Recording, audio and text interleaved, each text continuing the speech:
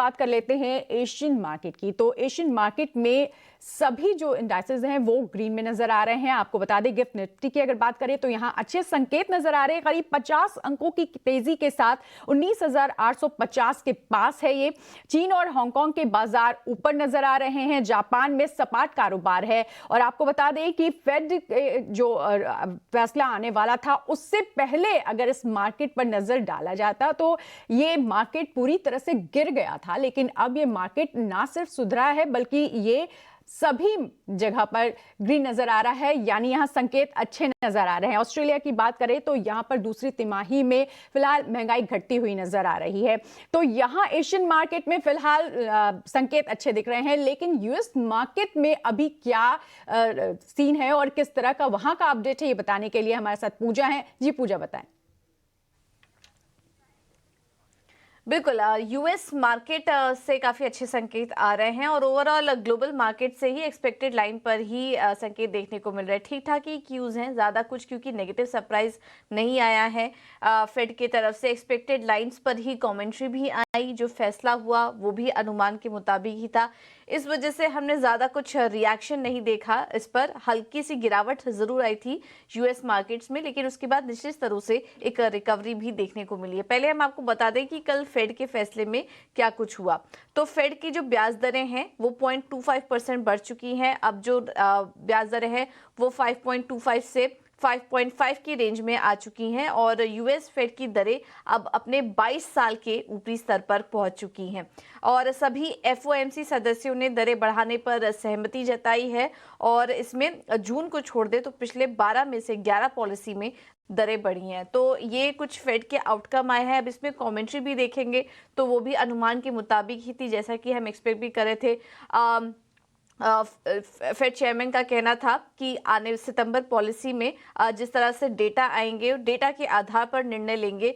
हो सकता है होल्ड भी करे, अगर डेटा सब कुछ सही रहे तो होल्ड भी करने का निर्णय ले सकते हैं और अगर डेटा में कुछ ऊपर नीचे उनको नजर आया तो फिर वो हाइक लेने का भी निर्णय ले सकते हैं। लेकिन उन्होंने ये तो एक क्लियर संकेत दे दिया कि कम से कम इस साल में तो फिलहाल कटौती नहीं होगी। हाँ, होल्ड वो आगे कंटिन्यू कर सकते हैं, इस तरह के स्टेटमेंट निकल कर आया। और उनका कहना है कि अब महंगाई को काबू करना ही उनका लक्ष्य होगा, उस पर फोकस बना रहेगा और उसे काबू में करने के लिए वो अतिरिक्त कदम भी उठाते रहेंगे। और ये भी एक इम्पॉर्टेंट बयान आया कि 2025 से पहले वो 2% महंगाई दर संभव नहीं है। इस तरह के भी यहाँ पर बयान निकल कर आ रहे हैं। तो अनुमान के मुताबिक ही थे, जिस तरह के कमेंट्स भी निकल कर आए, ज़्यादा कुछ नेगेटिव सरप्राइज देखने को नहीं मिला और इस वजह से हमने देखा कि हल्का रिएक्शन आया था जब 25 बेसिस पॉइंट की बढ़त की बात हुई। लेकिन उसके बाद निचले स्तरों से एक रिकवरी भी देखने को मिली और हमने देखा कि फिर नतीजों पर अमेरिकी बाजार उसके बाद रिएक्ट कर रहे थे। काफ़ी सारे नतीजे आए कल। हमने देखा कि अल्फाबेट यानी कि गूगल की पेरेंट कंपनी, वहां पर नतीजे काफ़ी शानदार है, 6% की तेज़ी दिखी। मेटा प्लेटफॉर्म ने भी अपने नतीजे काफ़ी अच्छे जारी किए हैं और इसके अलावा बोइंग में भी अच्छे नतीजों के चलते करीब 9% की तेज़ी वहां पर भी थी। तो अर्निंग सीजन काफ़ी बेहतरीन चल रहा है वहां पर। ज़्यादातर जो नतीजे वो अनुमान से बेटर नज़र आ रहे हैं। इस वजह से हम देख रहे हैं कि अमेरिकी बाजारों में बहुत बड़ी गिरावट नहीं नजर आ रही है और यहाँ पर तेजी का जो सेशन है स्पेशली डाउ जोन्स में वो आगे बढ़ा हुआ है। तो इन्वेस्टर्स की नजर भी इस पर होगी क्योंकि 1987 के बाद हमने देखा कि डाउ जोन्स में ये जो तेजी का दौर है वो इतना लंबा चला। तो अगर आज भी ये तेजी कंटिन्यू रहती है तो आप ये मान के चलिए कि डाउ जोन्स जब से शुरुआत हुई थी उसके 1 साल बाद हमने ये दौर देखा था और अब इस समय ये दौर हम देख रहे हैं तेजी का डाउ जोन्स में। तो इस पर भी इन्वेस्टर्स की नजर रहेगी और क्लियर कट यहाँ पर जो सपोर्ट मिल रहा है वो नतीजों से मिलता हुआ दिखाई दे रहा है। यूरोप के बाजारों से भी संकेत मिले जुले हैं और वहां पर ईसीबी की बैठक होगी जिसमें कि ब्याज दर में 0.25% की बढ़त का अनुमान है। बॉन्ड मार्केट और कमोडिटी मार्केट ने भी इनलाइन ही रिएक्ट किया। यहाँ पर जब फैसला आया तो बॉन्ड यील्ड्स में हल्की नरमी देखने को मिली, डॉलर इंडेक्स में हल्की नरमी आई है जिसके चलते हमने सोने में हल्की तेजी देखी और कच्चे तेल में भी कल हमने देखा था कि 1% की गिरावट आई। हालांकि आज वहां पर हल्की रिकवरी देखने को मिल रही है। तो ये हाल है इस वक्त कमोडिटी मार्केट का। अगर कुल मिला के बात करें तो संकेत ठीक ठाक ही मिल रहे हैं और गिफ्ट निफ्टी उसका इंडिकेशन भी दे रहा है। इस पर 50 अंक ऊपर गिफ्ट निफ्टी दिखाई दे रहा है। चलिए, ये तो बात हुई ग्लोबल सेटअप की, लेकिन बाजार की बात करते हैं तो बाजार पर आज की रणनीति क्या होगी, ये जानने के लिए हमारे मेहमान का रुख करेंगे। हेमंत कपाड़िया हमारे साथ जुड़े हैं। हेमंत, बहुत शुक्रिया 18 स्वदेश पर हमारे साथ जुड़ने के लिए। जानना चाहेंगे आज आपकी बाजार की रणनीति क्या है? शुक्रिया, good morning, thank you for having me. पहली रणनीति रहेगी पीवीआर आइनॉक्स। वीकली चार्ट पे हायर टॉप हायर बॉटम बना के स्टॉक चल रहा है। 55 डे एक्सपोनेंशियल मूविंग एवरेज के ऊपर है। अगर आप चार्ट देखेंगे तो डेली चार्ट पे मैकेनिकल इंडिकेटर्स क्रॉसओवर बाय में आ चुके हैं। तो स्टॉक एक इंटरमीडिएट बॉटम करके रिकवरी मोड में है।